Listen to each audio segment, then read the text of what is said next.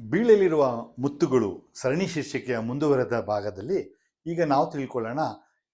ಈಗ ಮಗು ನೀವು ಬೇಕು ಅಂತೇಳಿ ರಿಜಿಸ್ಟ್ರೇಷನ್ ಮಾಡಿದ್ದೀರಿ. ಈಗ ರಿಜಿಸ್ಟ್ರೇಷನ್ ಮಾಡಿದ್ರೆ ನಮ್ಗೆ ಯಾವಾಗ ಡಾಕ್ಟ್ರ್ ಮಗು ಸಿಗುತ್ತೆ, ಇನ್ನು ಎಷ್ಟು ವರ್ಷ ಕಾಯಬೇಕು, ಮುಂದಿನ ತಿಂಗಳು ಸಿಗುತ್ತಾ, ಇನ್ನು 6 ತಿಂಗಳು ಸಿಗುತ್ತಾ ಅಂತ ಪ್ರಶ್ನೆಗಳಿದೆ. ಸೊ ಇವತ್ತಿನ ಕಾಲಘಟ್ಟದಲ್ಲಿ ನಮ್ಮ ಭಾರತ ದೇಶದಲ್ಲಿ ಯಾರು ಒಬ್ರು ದತ್ತು ಮಗು ಬೇಕು ಅಂತೇಳಿ ಅರ್ಜಿ ಹಾಕಿದ್ರೆ ನಮಗೆ ಕನಿಷ್ಠ ಒಂದು 3ರಿಂದ 3.5 ವರ್ಷ ಕಾಯುವಂಥ ಒಂದು ವೇಟಿಂಗ್ ಪೀರಿಯಡ್ ಇದೆ. ಯಾಕಪ್ಪ ಅಂದರೆ ನಮ್ಮಲ್ಲಿ ಮಕ್ಕಳುಗಳು ಕಮ್ಮಿ ಇದ್ದಾರೆ, ಹಾಗೆ ಮಕ್ಕಳಿಲ್ಲದ ದಂಪತಿಗಳು ಮಕ್ಕಳು ಬೇಕು ಅಂತ ಹಂಬಲಿಸ್ತಾ ಇರೋರು ಹೆಚ್ಚಿದ್ದಾರೆ. ಹಾಗಾಗಿ ಈ ಒಂದು ವೇಟಿಂಗ್ ಲಿಸ್ಟ್ ಇರುತ್ತೆ. ಈ ವೇಟಿಂಗ್ ಲಿಸ್ಟು ಮಕ್ಕಳು ನಮಗೆ ಹೆಚ್ಚೆಚ್ಚು ದತ್ತು ಮುಕ್ತ ಅಂತ ಸಿಗ್ತಾ ಹೋದರೆ ಈ ವೇಟಿಂಗ್ ಲಿಸ್ಟ್ ಬೇಗ ಬೇಗ ಕ್ಲಿಯರ್ ಆಗುತ್ತೆ. ಅಟ್ ಪ್ರೆಸೆಂಟ್ 3ರಿಂದ 3.5 ವರ್ಷ ನೀವು ಎಲ್ಲ ಪೂರ್ಣ ದಾಖಲಾತಿಗಳನ್ನ ಅಪ್ಲೋಡ್ ಮಾಡಿ ನಿಮ್ಮದು ಗೃಹ ತನಿಖಾ ವರದಿ ಕಂಪ್ಲೀಟ್ ಆಗಿ if you are an eligible parent 3 to 3.5 ಇಯರ್ಸಲ್ಲಿ ನಿಮಗೆ ಮಗು ನಿಮ್ದಾಗುತ್ತೆ.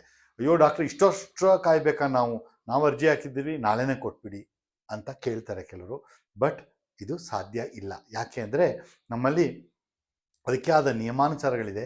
ಜ್ಯೇಷ್ಠತಾ ಪಟ್ಟಿನ ಕೇಂದ್ರ ಸರ್ಕಾರದವರೇ ಮೇಂಟೈನ್ ಮಾಡ್ತಾರೆ.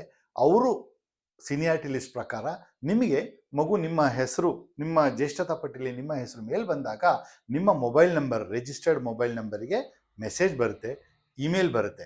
ಈ ಮಗು ಈ ಸಂಸ್ಥೆದು ನಿಮಗೆ ನಿಮ್ಮ ಆಯ್ಕೆಗೆ ಅನುಗುಣಸರವಾಗಿ ಮಗುನ ನಿಮಗೆ ಅಲಾಟ್ ಮಾಡ್ತಾರೆ.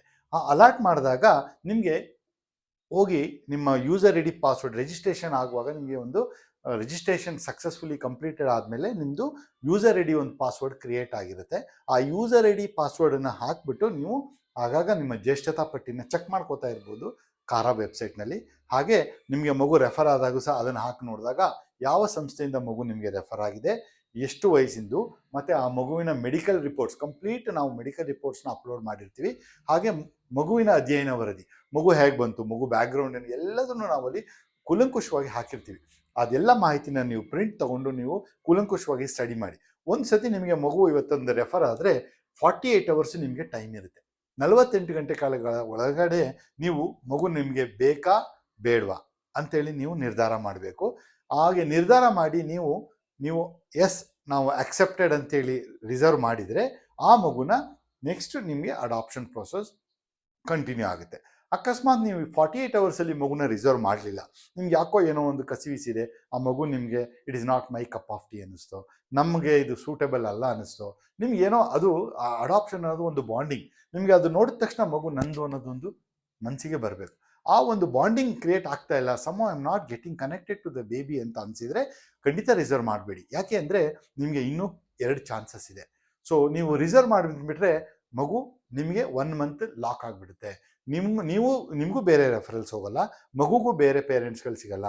1 ತಿಂಗಳು ಮಗು ಮತ್ತು ನೀವಿಬ್ಬರು ಆ ಒಂದು ಪೋರ್ಟಲಲ್ಲಿ ಲಾಕ್ ಆಗಿರ್ತೀರಿ. ಸೊ ಹಾಗಾಗಿ ದಯವಿಟ್ಟು ನಿಮಗೆ ಒಪ್ಪಿಗೆ ಆಗಿಲ್ಲ ಅಂದರೆ ಮಗುನ ರಿಸರ್ವ್ ಮಾಡಬೇಡಿ. So there is second chance, there is another third chance. So ಈ ಸೆಕೆಂಡ್ ಆ್ಯಂಡ್ ಥರ್ಡ್ ಚಾನ್ಸಲ್ಲಿ ಸಹ ನಿಮಗೆ within usually may be 1 or 2 ಮಂತ್ಸಲ್ಲಿ ನಿಮಗೆ ಸೆಕೆಂಡ್ ಆರ್ ಥರ್ಡ್ ರೆಫರೆನ್ಸ್ ಸಿಗುತ್ತೆ.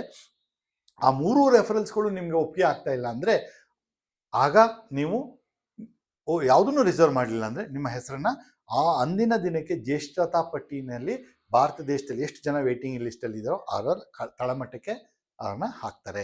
ಯಾಕೆ ಅಂದರೆ ನಿಮ್ಮ ಚಾಯ್ಸಿಗೆ ಇರುವಂಥ ನೀವೇನು ರಿಕ್ವೈರ್ಮೆಂಟ್ ಕೇಳಿರ್ತೀರೋ, ಹೆಣ್ಣು ಬೇಕೋ ಗಂಡು ಬೇಕೋ, ಎಷ್ಟು ವಯಸ್ಸಿಂದು, ಅದೆಲ್ಲ ನಿಯಮಾನುಸಾರವಾಗಿ ಅದನ್ನು ಹಾಕಿ ತೋರಿಸಿರ್ತಾರೆ. ಆದರೂ ಸಹ ನಿಮಗೇನೋ ಸಮಾಧಾನ ಆಗ್ತಾ ಇಲ್ಲ, ನೀವು ದತ್ತು ತೊಗೊಳಕ್ಕೆ ಮನಸ್ಸು ಒಪ್ತಾ ಇಲ್ಲ ಅಂದಾಗ ಅದನ್ನು